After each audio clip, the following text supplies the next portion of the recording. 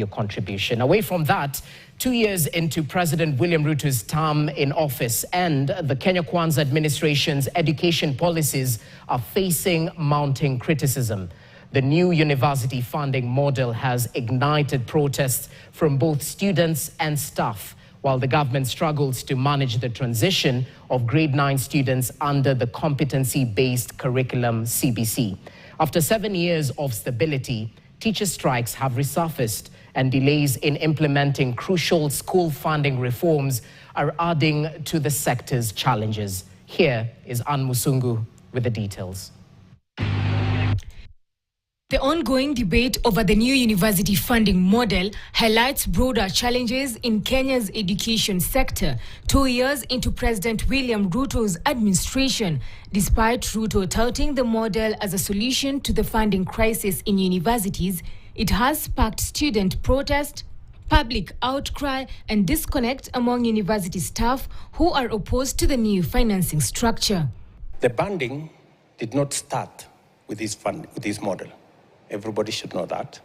We started the banding in 1996. There has always been banding. The new funding model, the union is very clear. We have rejected it. Because one, we have not been told the mode of disbursement. How will it be disbursed? Critics argue that the president implemented the funding model without adequate consultation, disregarding the recommendation of the Presidential Working Party on education reforms. The report released last year did not include the current funding approach, raising questions about the legitimacy and alignment with long-term education sector reforms. The Kenya Kwanza government faces an uphill task accommodating the pioneer class of the competency-based curriculum as they transition to grade 9 in January. Before that, what was the question?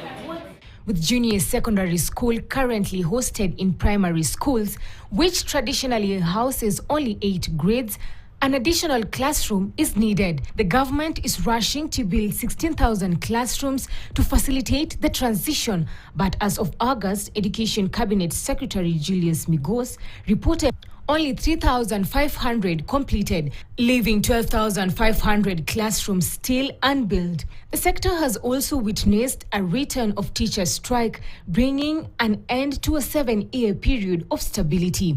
In May, intern teachers went on strike, demanding their contracts to be converted to permanent and pensionable terms, despite the government having hired a record of 46,000 teachers in its first year. The interns later returned to work after the government promised to confirm them in January. Shortly after, secondary school teachers launched a week-long strike in August, demanding salary adjustments, remittance of third-party deductions, and better medical services. This organ seated or standing before you have mandated me to declare a nationwide strike. Public university lecturers have also threatened to strike due to stalled negotiation for a new pay deal, adding to the growing uncertainties. Tumepeana ilani ya kuanzisha mchakato wa kufanya mgomo wa wafanyikazi katika vyuo vikuu. The Kenya Kwanza administration had promised to address the 116,000 teacher shortage within 2 years, including funding and in-service teacher training. However, despite hiring 56,000 teachers, both intern and permanent staff, the target remains unmet. Also met with opposition is the decision by the Kenya Kwanza government to scrap off the secondary school medical cover dubbed Edu Afya under the National Health Insurance Fund.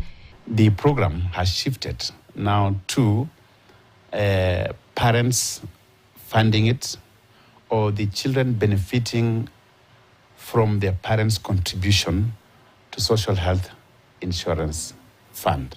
Delays in addressing underfunding have led to frustration among stakeholders. Proposed increase in capitation from 1,420 to 2,238 for primary students, 15,043 for junior secondary students, and 22,527 for senior secondary students remain unimplemented in most cases. Schools were also expected to receive funds for daily operations, 70,200 for pre-primary, 536,880 for primary, 1,632,120 for junior secondary school, and 1,890,000 for senior secondary. However, with expectation of partially funding the junior secondary, the proposal remained unfulfilled, further straining the sector. And according to NAT Secretary General Collins Oyu, the recommendation to increase funding to schools should have been implemented and is long overdue, alongside urgent reforms in university funding model.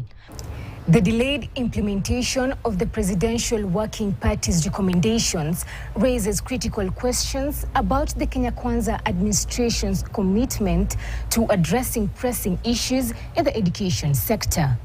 Anne Musungu, KTN News, Nairobi. Well, thanks, Anne Musungu, for that detailed report canvassing the education sector. To other stories making headlines, members of the National Assembly are expected to resume sittings on Tuesday